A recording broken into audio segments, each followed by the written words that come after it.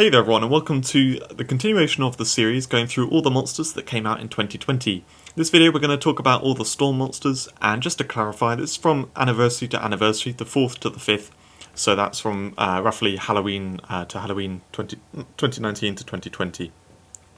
This video is going to be split up into 3 sections like they all are, the themes and sub-themes first of all, then we're talking about the new monsters. This year we had loads of new waifu, it's a new thing coming into the game. And then lastly, we're going to talk about what the element has gained, where it stands now, and what it needs. That is, after, adding in the new monsters, how it's going to look then. So there's links in the description, like in all my videos, to go to any section that you want to see. But obviously, I do recommend watching through it all. So what we're looking at here is all the new, all the Storm Legendaries and Mythics that exist, as well as the summary table. New going to go over those things like in all the others. We're just going to talk about the main points that I've written here. So there were 4 new Mythics, 4 new Legendaries, and 4 Super Epics. This means that overall, in terms of numbers, it got, I think, just slightly above average for the elements. So by numbers, doesn't look like it's particularly well supported. However, I said in my Earth video at the start of this series this year that Storm got a lot of support for PvP. In terms of how, so receiving a message there, in terms of how Link was looking, from that Link PvP, Storm was one of the less desirable elements. Now Storm has historically been very good in PvP, but it had kind of fallen by the wayside a bit, except this year it got really revamped. After, it was mainly in the second half of this year that it got a lot of great stuff. Anyway, we'll see that as we look at the monsters. So in terms of the stats and speed, there's actually an average spread of attack and defense. Previously Storm was slightly more aggressive out of the different elements, but because this year in general we've had more tankier monsters, and we've seen that in Storm especially, slightly more tanky monsters, I believe. So it's actually become slightly more average with the attack and defense. And then also, but when it comes to speed, it is still very fast. So despite the new monsters being slower, it's been a general trend, slower and tankier things, Storm has remained very fast out of the elements. So there's lots of robots in this, that's the standout creature type. And then there's also a lot of chrono monsters. It's just very noticeable in Storm, there's loads of chrono stuff. If you want to build a Link Storm team, it's kind of hard to do it without too much chrono weakness, but it is possible in some cases, as we'll see looking at the new monsters. So going into the themes, the first theme is the stun theme. Now this is obviously what Storm's very well known for. It is the stun element. I often interchangeably struggle to say Storm and stun, as I did in last year's video. Storm does stun incredibly well. If you look at these monsters here, most of them, the vast majority of them, are viable for use in PvP, and we do see them being used quite popularly. Even on the left there, right on the far left, Bulby Boom. Bulby Boom is insanely good, and it's a Link Storm stun monster. Yeah, this is really what Link Storm does. I'm not going to go through all the monsters, other than it does it exceptionally well. It's one of the things where it's not just a theme, it really performs well. So the next is the sleep combo theme. Now this and the next theme are they're kind of intertwined, and I may next year combine them together into something, but basically sleep, or make them more distinct at least. Sleep in Storm, it uses it well mainly for combo stuff rather than sleep, although it does have some sleep in the element. So that's what I'm kind of getting iffy about, is there is some sleep, and there's actually, we will see some sleep this year added in, so that'll be coming out a little bit more, but beforehand there wasn't too much in the way of sleep specifically. It's more the case of sleep combo stuff. So basically there's loads of stuff here which works really well with sleep, because it's either sleep immune, or it can do something, say like the Saint Feather here, which itself is insomnia, it's not sleep immune, but it can pull back a teammate, and when it dies it purifies the team. So as you can actually work this out with sleep stuff to work very effectively, creating that taunting stun absorber and death revenge thing and all the rest of it. There's some combos with that. Goldtail has actually after this year, so actually in 2021, Goldtail's now got Purify, so it's great to use with one-on-one, then you switch friend into it, and then it can purify your team, and then do a sleep lock from there. So yeah, interesting stuff going on with sleep in Storm. It's definitely something that's yeah, one of the themes in the element. So the next is the time pass theme. Now this is the one that's kind of linked because, as you can see on the left, there is Strike again. Using a 1-on-1 to pass the time is one of those effective ways. Stun obviously does it too, so having both sleep and stun, like the two most dominant and prolific control archetypes to pass time, having both of them in Storm quite a lot means that Storm is very good at passing time for things like, you can see here, there's a lot of double survivor stuff.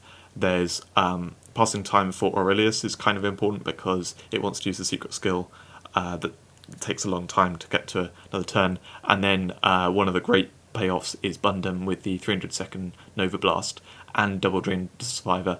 That can be really, really powerful. So yeah, there's time pass stuff going on there. That one of the things you can build around. Then we've got the shells sub-theme, so not too many monsters here, but there's not too many monsters in general that create shells, and Storm seems to have the kind of the main ones, really. So those super epics are quite decent. They're not really used in top-level PvP, but they are actually reasonably good. And then the two legendaries here are both annoyingly strong for creating shells and really disabling the enemy team. Again, another control theme. Last year I really... While commentating, I was saying, like, this is another control theme. Storm does a lot of control. Here we've got entrance control. And, yeah, Storm can pull back things and all the rest of it, knock back stuff. This is all pullback stuff, but, yeah, Storm can do that kind of stuff very well, too.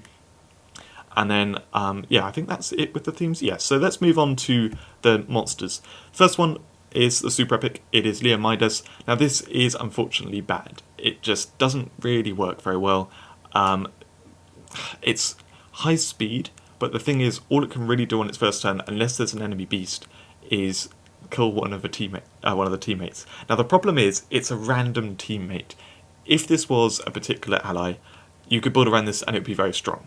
But unfortunately, it's a random teammate, in which case, there's going to be so few instances where you ever want to use that. And yeah, it's quick, and then you can eat enemy after that, and that's great, but it's just too awkward. Like, you're going at too much of a loss, and if, say, this comes in, then you eat ally, and then they just kill this off. Like, all you really did was kill a teammate with it, and it was a random teammate. Like, it's not going to work well. So this monster, unfortunately, because of the design, just doesn't work very well. I think it would have been better if it was low speed, maybe high defense as well, to help it get to that turn, and then make eat ally kill a targeted teammate. That would be really good. But yeah. Fizzy Entrance, this is the first time we've seen it. Fizzy Entrance, well, in this video anyway. Fizzy Entrance is like the Storm equivalent of Lava Entrance. It doesn't hit your teammates, it just hits the enemies. In terms of when to use this, it's good for removing stealth, removing shields, that kind of stuff, but it's not as good as Lava Entrance, because Lava Entrance can wake up your teammates or remove mark off them and that kind of stuff. Lava Entrance you can build around more. Fizzy Entrance is more like, it gives you some added benefit, but yeah, not amazing. Anyway, so this monster, if you didn't know, I'll just mention as well, this is, Legendaries is referencing a king from history. It's a story, a myth, that he made some, I can't remember exactly what it was. It was like, he made some deal where he could make gold by touching things, except then it turned out it was a curse because he couldn't touch anything or eat anything. He somehow survived despite not eating, I think. But anyway, he anything he touched turned to gold. So this is what this is like with the eating. You can see the design itself, it's golden, and it's like you touch a teammate and then that teammate dies. You touch an enemy and that teammate dies. And it's like random, I guess, because it's like, you know, you randomly, if you accidentally touch something, then it dies. Anyway, that's kind of the lore there. But anyway, so cool in that way, but really bad monster. Next we have one of the pyramid golems. Now this is exceptionally powerful. I'll say straight off, the thing that's especially powerful about this is the solo sleep. 70-second sleep is decent, and this is on a high speed monster. 52% is one of the fastest sleep monsters we've ever seen. And so on a super epic, it's tanky, it's got good defense, hold ground, and a fast sleep. Like, that is seriously good. And if you're not running Storm, then you could definitely consider just literally slapping this in your team for a bit of control. It can also, with the double counter-strike, outside of Pyramid Golems, it doesn't matter, you can double counter-strike to kill 2 things, does exceptional damage if there's an Earth enemy. So this is seriously good just for that reason. Similar to the Shadow one, which we looked at in the last video, I like that a lot, literally outside of Pyramid Golems. But if you use this with Pyramid Golems, then it's even better. So it's obviously got the sleep and that kind of stuff. The PG load is great. It's on the slower end of the Pyramid Golems, so it's not so good for loading other ones so much. But I would say generally how you want to use this is use the other ones doing their moves, whereas this one you just want to use solo sleep, and then you can occasionally, if you need to, load a teammate or use it as your damage dealer, because tracking Hellblast Mortar, nice there, because it's not the piercing like we saw in the fire, but it is raw essentially, because it can go round or focused. It can go round a protector. So definite use as a sweeper there with the other Pyramid Golems. Otherwise, really good with the sleep. The single stun revenge, not really too fussed about that. That's just because the Pyramid Golems, they're 2 sides of the coin. So like one of them has it's the Earth one has stun immunity. Sorry, is it Earth? I think it's Earth. Anyway, one of them has stun immunity, then there's the stun revenge, then there's poison immunity or poison revenge, sleep immunity and sleep revenge. So this is the stun revenge one. But yeah, very, very good monster, and where I've used this to great effect is I used it with Sacrosphinx, and I think any accelerate with it is really good. Sacrosphinx has the cannon accelerate, which is an even faster accelerate, and makes that solo sleep insane. Like, this can just then sleep lock. So yeah, really good, really, really good, super epic. I'm actually surprised I haven't seen it used that much. Anyway, next we have Spikiest Tornado. So this is the hedgehog that really pulls all the hedgehogs together, and it's actually got its moveset reduced to 50 seconds on all the moves, all the power moves there. So bear that in mind when looking at this screenshot. It was an older screenshot. So it really pulls everything together, and it's really hard to judge. So those tier list placings, C for general because it's a little awkward to build around, and I wouldn't say it's worth building around in PvE, but PvP, it's up at A. This could very easily be S+ in some respects, because the main thing is 99% speed with stone power, that 50-second knockback, no use limit or anything on that. You can just knock back every 50 seconds. Obviously you get this +9 because it's a super epic, it's easy to do that, so it's every 42 seconds you're knocking back something back. That's really quite insane. Unfortunately, that means you have to use it with the Earth one, and if either one of them dies, then you're left with not a great monster, but I've seen this used by a couple of people for amazing control in the front line, because when you can knock back that quickly from the start, it's really good. So the other bits of it, Sashimi Slicer, there are definitely aquatic monsters out there, so that actually does find some targets. And then the other 2 moves, they're good, but nothing really that sells it for me. Nothing really that's worth building around. Like Blaze Power, healing and shielding a teammate, every 50 seconds shielding a teammate, and healing it as well, I guess, is nice. I was thinking every 50 seconds because I'm thinking from the 99% speed, so like right at the beginning of the battle, you can shield a teammate. And, that's cool and everything, but like, it's not worth it because the other hedgehogs are not that great. The Earth one actually is really not that great, but Stone Power here is amazing. And then Torrent Power, this doesn't really do enough damage from what I can tell. Like, doing it every 50 seconds, yes, you can kill things off very nicely, but it's not like some huge payoff. So this is a weird monster, and I think we will definitely see it get used repeated by people using it with the Earth hedgehog and just doing a lot of knockback stuff. So that's kind of really where it's going to fit in. I think the hedgehogs generally, I'm slightly disappointed with them because they revolve around this monster so much, and by themselves, a lot of them are very lackluster. Yeah, so let's move on from that. So the next we have Shiny Virabbit. So Virabbit is one of the monsters, one of the super epics from the islands, and it's pretty cool, but not amazing. This is, they've flipped the attack and defense, so this is more aggressive. They otherwise kept everything, and they changed Heal All for 400 second Mega Bomb, which It's kind of nice. They kept the element the same, weirdly. They swapped Counter Strike for Kinslayer, and they swapped Time Strike for Fast Strike. So a lot of it's like flipped on its head. The original design of Rabbit, it wanted to be very tanky, have Overwatch, and then the idea is, as your monsters all get hit and stuff, it will get a turn. Like, if the enemies happen to be spamming hit all, then it will get a turn, and it has the whole ground, so reliably will be able to then heal all and sacrifice itself to heal the team. But this doesn't have that, weirdly. It's just a sweeper with Overwatch, and it's kind of tanky. The problem is it's really low speed, which I think holds it back, but it is undoubtedly good with the Fast Strike. I can see this being good for newer players, which is why I have it high in the tier lists, because I think this is decent enough for newer players, and otherwise it's fine, but it's just not that competitive. So, quite cool. I do like the art on it. It's the rabbit was always a bit weird, and then they've made it look even more weird with the artwork.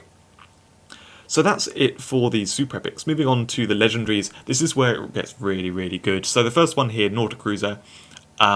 If you've watched my videos for a while, you might have seen a recent video which was at the end of a tournament. It was the final of that tournament, and I lost to Nautacruiser. It's surprisingly good if you leave it alone. You can't really leave it alone, because those Nautapods it creates, they're quite low speed, but then they charge themselves every 50 seconds, or any teammate, like the Nautacruiser, and then they can do piercing damage with Laser Blast. So it doesn't kill with one, it does like 2,500 damage or so, but if you do 2 charges, then it kills. So what Nautacruiser can really do is create an army of Nautapod. If it gets left alone, that's what it basically ends up doing, and that alone can win battles. So given any amount of time, Nautacruiser can massacre the enemy team with just by accruing way too much value. Now those Nautapods get countered by poison and a bunch of other stuff, but you can see that before you start creating the army. Now what I'm saying is, if Nautacruiser gets a bit of time, is because if you use any kind of time passing strategy with Storm, so it could be 1-on-1, in which case you need to wait this up, or it could be stun, like any few hundred seconds. If you can get like 300 seconds of this, you can cool supplies so many times that you do get a lot of value out of this monster. Otherwise, how this monster works is an interesting design. It can only charge itself once with the secret skill, and then it needs those Nautapods to be able to charge itself, or some other kind of charge monster, which we'll see one really good one in a minute. So yeah, that's what it does, and then it can do the focused laser blast to kill something. Energy blast, not so much because it's got high seconds, but yeah. Other than that, it's got Element Accelerate at really high speed, so it works very nicely in Link Storm, and like all charge monsters, basically all charge monsters, it has stun immunity and hold ground, which gives it, just general good use. So this works really nicely in Link Storm teams to speed them all up, and then start creating a Nautapod army. Otherwise, if it's given any time, it can create a Nautapod army, and having a piercing attack that could go around protectors is really good. So it works. Charge teams as well, I should say. So there's a bunch of teams which this works really well in, and otherwise it's just quite a decent monster. I think this works really well in PvE, where the enemy team the AI just doesn't handle it that well. The Nautapods, they don't handle that well. The only problem is that you need sort of extra charges for those. I love the design of this monster. I've used it very effectively in Link Storm, and really liked it in that. The only thing that I want to add is that if you use this monster and you create the Nautapods, I would highly recommend using Element Accelerate. Once you've got a couple of Nautapods on the field, even if it might seem like it's good to just keep creating more Nautapods, actually giving them Element Accelerate is what makes them very powerful, because when they're at that 50 seconds, 100 seconds of the laser blast, they are a little bit slow. There's a significant difference between that and having them accelerated. When they're accelerated, they actually feel like usable monsters. When they're not accelerated, they sometimes don't quite take control in the way that you want them to. Anyway, that's Nautacruiser, very cool monster. It's got lots of uses in different teams and in all parts of the game. Padronorca next. Now this is a PvP all-star. Everyone knew when they saw it that it would be insanely good. I initially thought it would be overpowered, but as it turns out, it's just a bit too aggressive. The fact that it has the raw Slayerbane is just too punishing. Anyway, So what this monster is, is a lot. It's very, very squishy, but it has camouflage to help protect it, so that does do a lot to keep it alive. Stun immunity with these raw moves is ridiculously aggressive for PvP. Chrono Killer has loads of targets, Toxic Killer has loads of targets too, and then Slayer Bane is like a kind of like, well, fail case that covers a lot of bases. So these moves have been increased up to 70 seconds. The instant true hit is now 50 seconds as well. Yeah, so it's a bit more balanced. It's fine now, but it is still S+. It's exceptionally powerful. It only needs one kill and then it can blood crave, although if you do start blood craving, then it makes this squishy monster that die very easily. So yeah, we see this around everywhere. I think this is going to stay in PvP for a long time. There's not too much to say about it other than it counters Chrono and Toxic very well. It basically outclasses Chromera and Cyclozar. It outclasses kind of quite a few monsters, to be honest. And it obviously counters Protectors really harshly because it's got the Swift 2 hit and the raw moves. The one thing about countering Protectors, though, is that it can't sweep around Protectors. It hasn't got a raw blood move, so it can only kill Chrono monsters and toxic monsters around Protectors after kind of that initial impact. So you can't just like keep hitting around the Protector and Protector lock them. It's actually not the best monster for that. You need other support with other raw blood moves so they can kill the monsters which this can't critical against, and then there'll be Chrono and Poison monsters which you save for Padronorka to kill. But yeah, very, very powerful monster for PvP. You wouldn't really use this in PvE. Next we have Razor Storm. Now this is a strong monster for sure. It's not as overpowered as some of the other stuff. You can see it's a little bit weaker than Nordic Cruiser for PvE.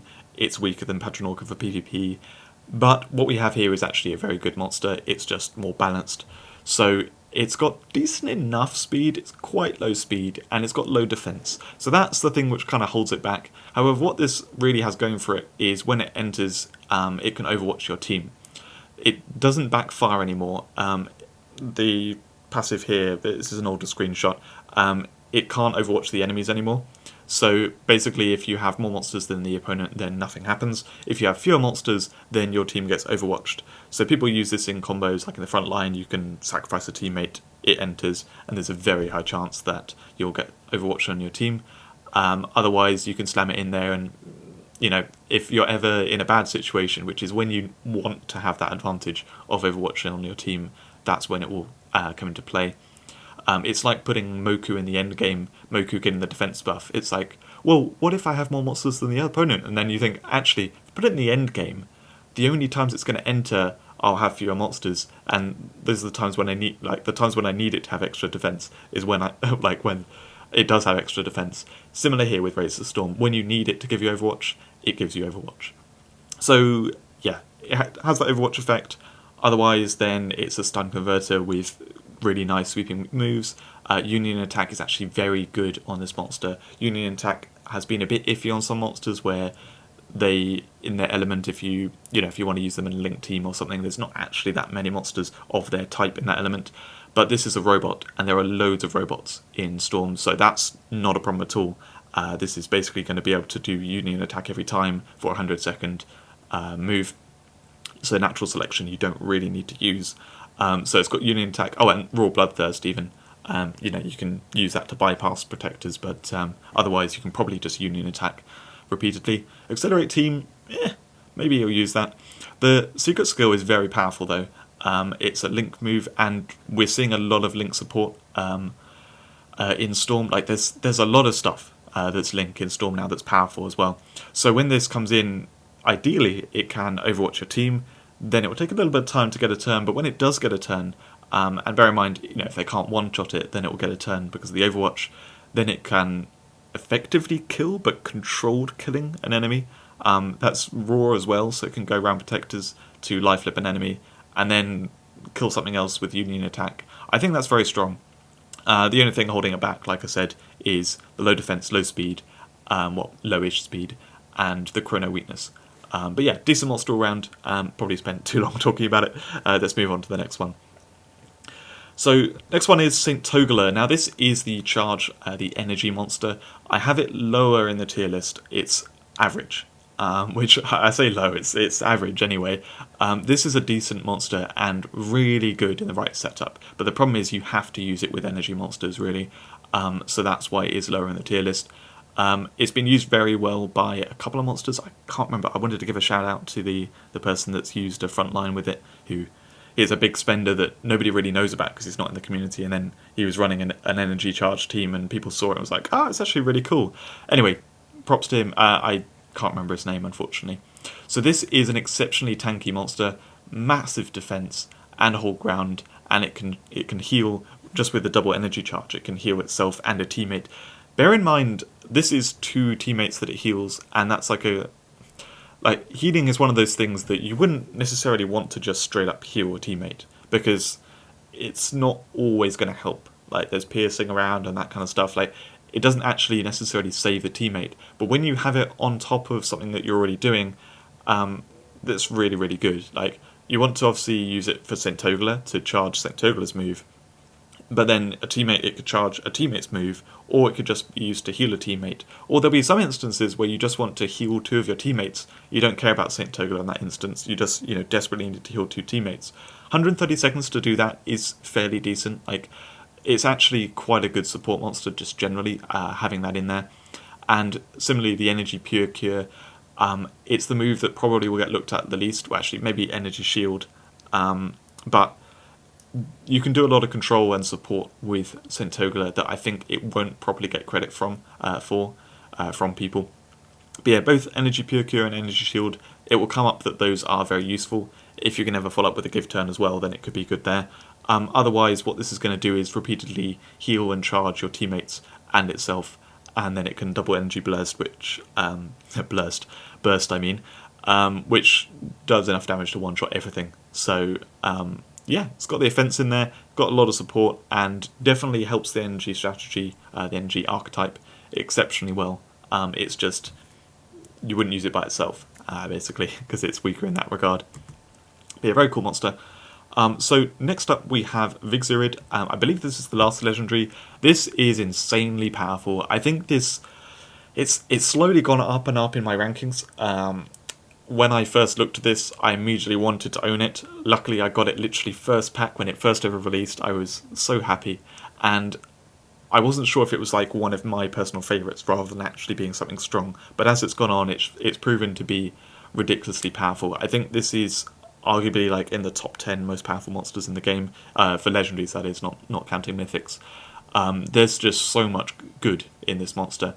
So it's tanky. It has got lower speed, but that defense and also the camouflage means it's very hard to kill before its first turn. And even if you do, then one of your teammates gets, this gets killed and it's yours, then one of the enemies gets put to sleep, a random enemy. So they get punished even if they do manage to kill it, and killing it is really hard. Now when it gets a turn, ideally you do want to use this in Link Storm.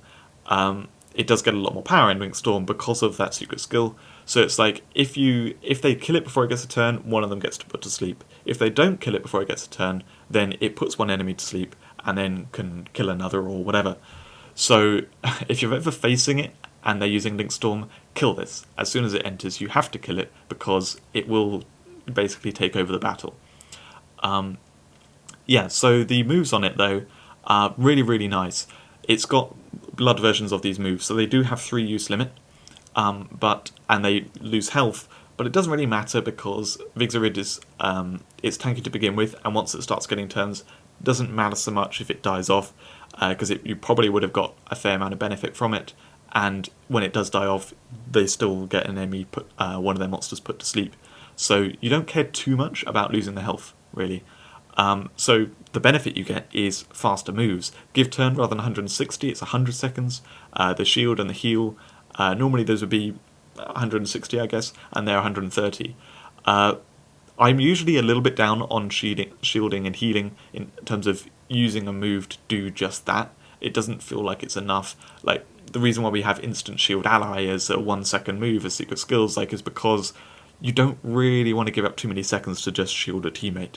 But when you have all these on a moveset, like the flexibility, like we saw on Saint Togla, they do come up a lot more, because occasionally they help out a lot. Like healing a teammate or shielding a teammate can be very useful. So having those options there at relatively efficient cost is really good, on top of what you have as a good baseline. The good baseline here is the 100-second give turn and transient bash, which just one-shots things. So for some reason on this support monster that's very tanky and very hard to deal with and punishes you when you deal with it in any way, there's also a one-shot move that does insane damage.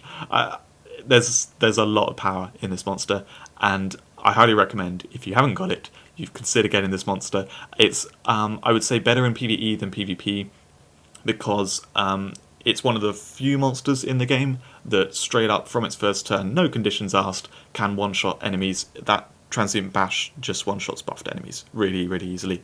So, very strong monster here. I have no doubt that this is going to be used for a long time to come. So now we're moving on to the Mythics. First up we have Cynthia. Oh god, Cynthia. This is undoubtedly one of the best Mythics we've ever seen, one of the best monsters we've ever seen in the game. Now, it didn't look super oppressive when it first came out. Like, we didn't immediately leap and go, oh my god, this is insane. But in practice, it's just so powerful. And I realised when I read my tier list entry, I put it in like S- or something for PvP, and I read what I wrote, and I was like, I'm just like singing its praises. It's insanely good. So, first up, this is a tanky monster with reasonable speed that has no killer weaknesses. So it survives well, which is always a good thing. When it's no easy way of dealing with a monster, then you've got kind of the recipe for a problem. So it has sleep immunity, which it has combos with 1-on-1 there, but otherwise it just counters sleep with also the secret skill Instant Purify All. So it protects your team from sleep pretty nicely. It's not easy to deal with. Then you get to the double repulse, which this is where the speed actually is pretty damn good, because not many things are fast if they double repulse. This is very much on the faster end of monsters with double repulse. So yeah, that's quite good. Then you get to the damage skills. Double retribution. Double retribution is not insanely good, but it's very good. Like it's a decent skill that is going to come up a lot of the time. Teammates die, that's what happens, and so 160 seconds to kill 2 enemies is decent. So that's quite a good kind of baseline skill to have, and that's just one of the 3. Another one, Silver Bullet, piercing, killing either a demon or phantom. There's quite a lot of monsters that come under that. And yeah, the fact it's piercing just means like 100 seconds to kill something, really quite nice. And then we come to the move which most people look at when they look at this monster, which is Quick Draw. That one-shots things. They have to be marked, but she marks every enemy that enters the battlefield, so Double Repulse sets it up, but simply just kill anything with any other teammate of yours, and then the newly entering monster enters marked, and you can Quick Draw it. So she can kill her way through an enemy team if she's left alone. And because of double retribution as well, you can't kind of just leave her alone if your monsters aren't marked. She's always going to be able to kill stuff. Meanwhile, keeping them protected from sleep. So this often gets paired up with, say, like Aetherian, which Aetherian is a tanky monster that very reliably protects you from stun. It has no killer weaknesses. And so Cynthia plus Aetherian, you're protected from both sleep and stun. Maybe you throw Bastia in there, stop all entrances. This is where Mythics get a bit overpowered. And by herself, she doesn't look like she's crazy, but then when you consider all these aspects together, that's where she really becomes just stupidly powerful. So this is, without a doubt, very, very powerful Mythic, and in the second form it's even very good too. It gets used second form a lot. I use it myself. Yeah, we're going to see this around for a while. Unless it gets nerfed in some way, which, to be honest, I think this is pushing power level too much. It needs something kind of reduced or taken away. Personally, my what I have suggested, and it hasn't come to fruition, but what I would like to happen is the double retribution gets changed to be like a poison burst like skill, which deals damage based on the number of teammates that are marked. And so then change the mark field to mark also all teammates entering. And so then basically it charges kind of like double retribution, because when a teammate dies, the new one will enter marked, and then this new double retribution can then be somewhat charged because the teammate's marked. So it's very similar in that aspect, but you'll probably need 2 teammates marked for it to actually do one-shot damage. And then also it gives the opponent, the other team, control because they can choose what things of yours are marked. So if they kill off a teammate, one of your teammates, and then Cynthia's about to get a turn, well then maybe they could remove the mark from that teammate by hitting it with something. So then she can't use her mark type move. So I think that would be very interesting and much a nice way of balancing her that isn't, it doesn't take away from her too much. But anyway, that's enough on her. She's exceptionally powerful. So the next one is Cyberus. Now this, you'll see, is bottom of the tier list stuff. This is perfectly fine. It's a good monster, but just compared to other mythics, it's not crazy, and the main reason there is it's situational with its damage. So this is effectively a mythic team turn, but also supports Link Storm. So it supports the Link Storm with the LM Swift Accelerate. Very nice move there. It's also got LM Shield Ally, which is a bit situational, but can help out. And then you've got Counter Strike, which also helps Link technically. And yeah, it will do the Excessive Force, Counter Strike, and True Hit. So it counters Protect monsters and Earth monsters. That's when it can kill stuff. If it doesn't have those, the moveset is a little bit awkward. It doesn't do that much. It can accelerate the lightning, the storm monsters, and then it can shield stuff. But otherwise, it can't do that much. Reverse is the team turn like skill where it swaps everything around. Basically, it's a bit situational. I would say it's very strong if things line up for it, and you can purposely line things up for it by if you can see it coming in, this monster's going to die, then you could do like hit all moves and then use the reverse to then push back those enemies to high seconds or something like that. But yeah, basically this moveset is a little underwhelming for a mythic, but it's perfectly fine. The actual niche that you'll use this for, more than anything else, is the Warp Field 2, which reduces the seconds of monsters when they enter, makes everything in your team a bit faster, and it's good because if this other sits on the field and isn't doing that much, the opponent may leave it, and that Warp Field 2 will give passive benefit to your team. So it actually kind of punishes them for just leaving this on the field. But ultimately, I don't think this is too crazy. I think it's kind of fine. Maybe they were worried how powerful Reverse would be, so they didn't want to do some crazy moveset with it. Which I think is perfectly fine. And yeah, this is a fine monster, but nothing too crazy. It's no Cynthia. So next we have Lemon. Lemon, this is back to another crazy monster. It's one of the most hated monsters right now, because in PvP, it's just crazy with the Fairy's Dust passive. So when this enters, it has to be at the back of a team because it doesn't trigger for the first 250 seconds, but then when it enters, it sleeps everything on the battlefield except itself. This can obviously be used with sleep immune monsters. One of the safest ways of using this is you use a Purify behind it. So you want some kind of high-speed Purify behind, and then you're basically good to go. But yeah, you can build around it a bit more, and people have used it. They originally used it with stuff where when it enters it poisons your team, so then they won't be put to sleep and that kind of stuff. But it's actually really nice with sleep immune stuff because the Fairy's Kiss skill that heals a teammate but puts it to sleep. Well, if you use that on a sleep immune monster, then it just heals the teammate. But yeah, basically the way this works is use it in the end game, and when it enters, there's a pretty damn good chance that you just take over the match, and then you use it for sleep control. So ideally, Lemon is not the only one awake, otherwise you can't do that much. But in reality, you build around it a little bit, and then you just have so much control when this hits the field. And then, yeah, you try and use the solo potent sleep from there on to just keep the control. Yeah, she's ridiculously strong. I'm not particularly happy about her. I kind of wish the entrance was like a chance to sleep the monsters on the battlefield. That make it a high chance or whatever, but not guaranteed. Because as soon as you make it guaranteed, then it's it's something you build around and just it pays off big time every time. So yeah. People need to run stuff that counters this, really, sleep immune, that kind of stuff, to really get around it. Otherwise, it wins games. And then we come to what I believe may be the last mythic that we're looking at, the last new monster, Zephyrus. So this is lower in the tier list. However, this was kind of underrated. It's been buffed since. like since its release, so it's kind of underrated for that reason. I think this will be very good in some teams for just rounding them out. So what this is really good at is protecting from sleep, which is ironic because we were just looking at Lemon, who you kind of need protection from sleep to play her. This actually combines well with Lemon as well. So it's got the champion entrance, so it gets a turn immediately, and then it can purify. The only other monster in the game which can do that is Centurion. So yeah, it's good for protection from sleep, and then with the insomnia means you can just spam purify, and it's just impossible for them to really get any value out of sleep against your team. So running this in the mid game or the end game is going to do a lot of good for helping you out countering sleep.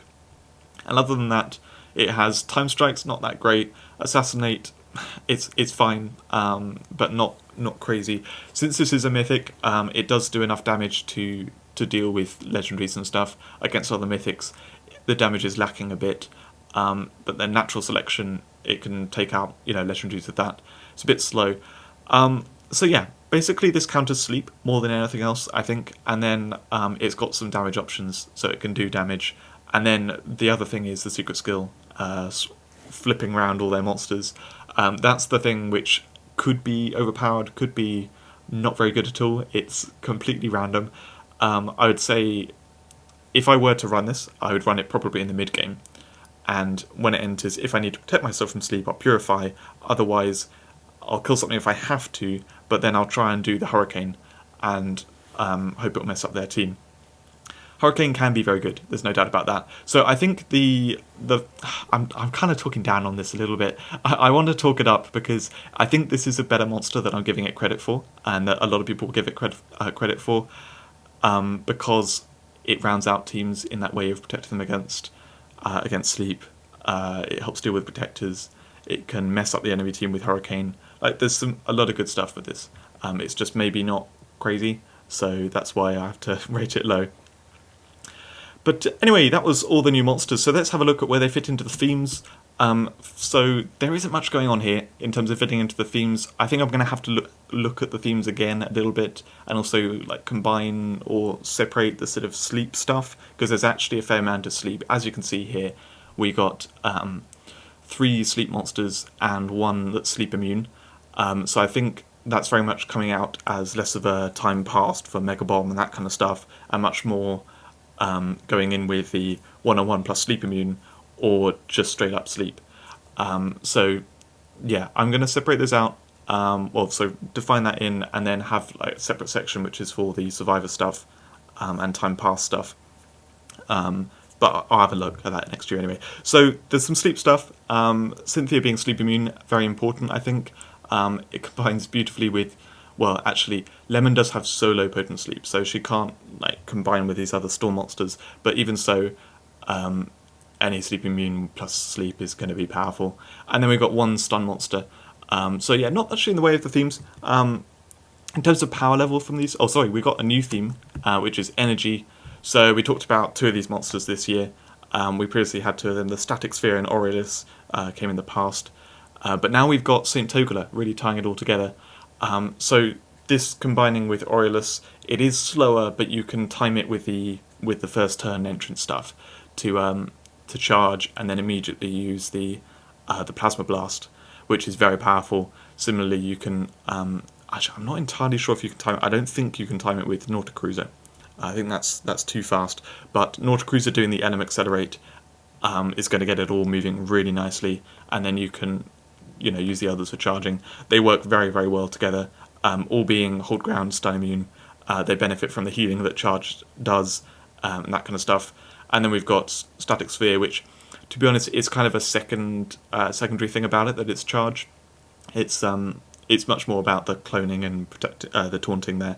But it might actually work really nicely with these other energy monsters, because it could be a protective for them.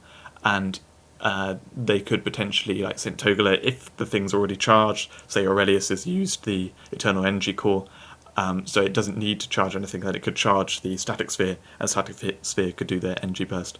But anyway, energy, pretty cool new archetype that's coming into the game, and should be good in the long run, I think. It's got a lot of potential. So the strength of the monsters that came out this year, well, there are a couple of mythics, as I say, need nerfing.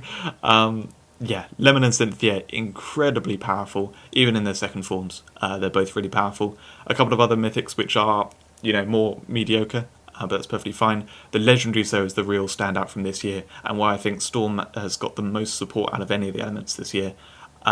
They got enormously powerful Legendaries. And that, on top of two really powerful mythics, which are good in their second form, has really pushed Storm into PvP a lot. We see a lot of Storm around nowadays, especially Patronorca. That's just like everywhere right now. So yeah, Storm's come out in a big way. And then the Super Epics, there was the Pyramid Golem, which is exceptionally good, and otherwise nothing too much. But yeah. Really good, really good support for Storm. I'd like to see this kind of thing come from Holy next year. So where does Storm stand now? Well, as always, I do think it was good in PvP before. The thing I want to add here is that Ryzen, Albacan, and Leogeist all got enormously buffed this year. If you look at on the tier list, I don't know if this will be true if you look, as you're hearing this, but right now when I look at it, there are 14 monsters, 14 legendaries in the S+ category for PvP. 4 out of those 14 are in Storm. Storm has a number of top-notch PvP monsters, and yeah, Ryzen and Albacan, they've both really come out this year. Ryzen got Times Up from Chrono Killer, which is a huge upgrade, especially because Ryzen does not have high attack, so that Chrono Killer was not one-shotting things particularly well. But now Times Up, it has, so Chrono Killer is like 0.7, Times Up is like 0.95 or something. That damage increase has made him really good for damage dealing, on top of obviously being double killer move, it's a lot better. So Ryzen has become very powerful. Albacan recently got a massive buff with a number of things, which I'm not going to go into. And then Leogeist got the triple charging rate on Crescendo. So those three monsters, all very much PvP viable. They were good anyway, and then now they're actually among the best. So Storm has got a lot of monsters which are really good for PvP. These three on top of the ones which we had this year, and any ones which they had before, like Malwing. So yeah, very powerful in PvP. They've got more defensive options now. Vixurid is a really good example of that. That is just stupidly good for defense and support. Really ties together Link Storm better than it needed. And then, yes, one weakness of Storm that I've noticed. I've played a lot of Link Storm. I think probably if you were to look at my PvP videos, I've got more Link Storm than I have anything else in particular.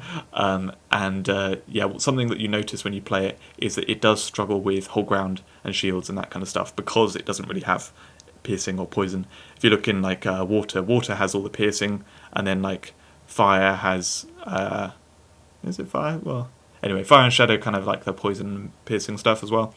But Storm doesn't have that. Storm is just kind of control and then hitting, and the other stuff that it does. Yes, and then there's lots of stun immune type monsters. I put it in quotations simply because I'm counting stun absorber, stun immune, stun counter, that kind of stuff. There's a lot of that stuff in Storm. So what does Storm need? Well, I would say the energy so far, it needs a little bit more development. It looks really good as it is right now, but it has no super epic support, so you need those specific legendaries in order to tie it together, or Aurelius, which is a mythic. So having some super epics in energy, I think, would be good. And then also, here it is, because Storm is so good for PvP, I do think a little bit of stuff for PvE would be quite nice. Just something that isn't PvP focused would probably be pretty nice. But yeah, that's it. Not too much on what Storm needs. I think it's actually doing really well, especially in PvP right now. And yeah, that's it for this video. I hope you enjoyed this video. Got a little Saint Toggle up in the top right, cute little koala. Yeah, that's it from me for this video. Thanks for watching, and I'll see you in the next one very soon.